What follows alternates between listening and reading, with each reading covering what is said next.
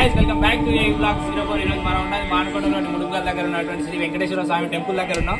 మీ అందరికీ నా తరపున నా కన్నుతోని ఈ వెంకటేశ్వర స్వామి టెంపుల్ మీ అందరికి కన్నుతో చూపిస్తాను. చూడండి, చూసి ఎంజాయ్ చేయండి, ఎలా ఉందో కామెంట్ చేయండి. అలాగే దీని గురించి డీటెయిల్స్ కూడా మీ అందరికీ కామెంట్ చేస్తా, చూడండి.